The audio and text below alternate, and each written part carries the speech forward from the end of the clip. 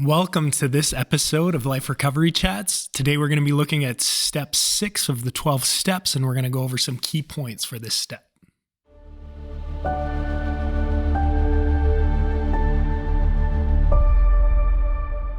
Step 6 is that we were entirely ready to have God remove these defects of character. Let's look at some key points to this step.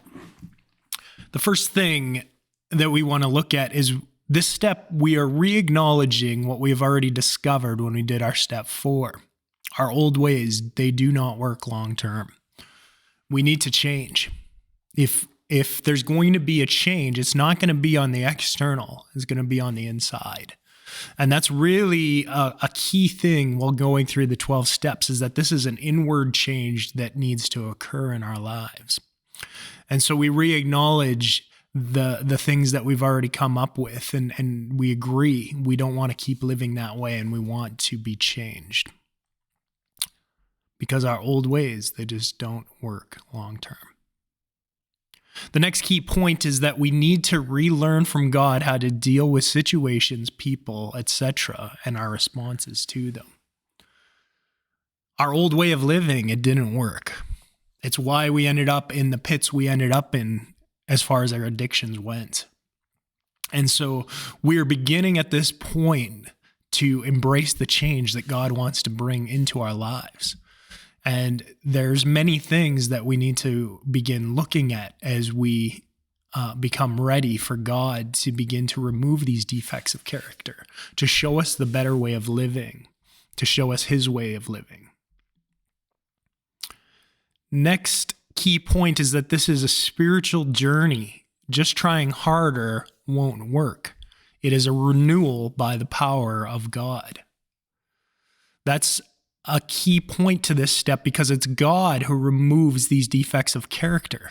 But God doesn't just magically do this. It comes from our surrender and our submission to Him and His ways.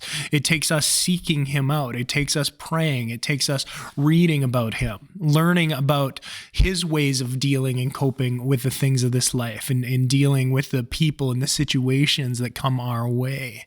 And we don't just simply try harder on our own. It's about surrender, not trying harder. Next, our thinking needs to be transformed. Our thinking has been polluted from our old way of life. We've had thinking patterns that have come in that for addicts are often manipulative. We try to manipulate people and situations to get what we want or what we think we want. And these need to be changed in us. We need a changed mind in order to see a changed life. The next key point is that it requires on our part an act of humility, willingness, and openness to thinking, behaving, and acting differently. We need to, again, come with humility, and that's admitting that our ways don't work. It's admitting that what we've done hasn't worked. And so we're ready to embrace change when we come into that place. There's a willingness in the fact that we are now open to learning God's ways and to implementing those in our lives, and to allowing Him to give us the strength and the power to walk in what His ways are opposed to our own. And there's an openness in us that we no longer reject the ways of God, but we embrace them. And as we do that, that's when we will see a difference in our behavior and our actions. And as our behaviors and our actions change, then we're able to deal with the real issues that drive us into addiction. The final key point I want to make about step 6 is that God is ultimately the one who will remove these defects as we surrender to Him. God desires us to be like Him.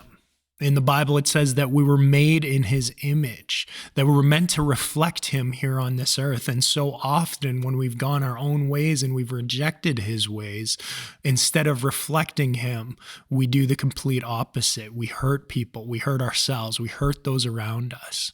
But as we surrender to God, He's willing to come and help us.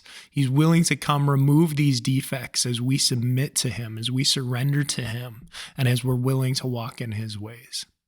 So those are the key points of step 6. Again, this is something that is not done in one moment. This is a lifelong process. This is a step that is continually part of the lifestyle of the 12 steps. And it's something that even being having gone through the 12 steps so many years ago, this is just one of those steps, as we'll learn later as we go into the steps, that is a continual basis. It's something that God's still doing in my life. He's still removing defects of character from me as I'm learning to surrender to Him more and more as I walk through this life. So God bless you all. Good luck in the rest of your journey in the 12 steps. I'm glad you joined me for this video, and I hope to see you in the step 7 video.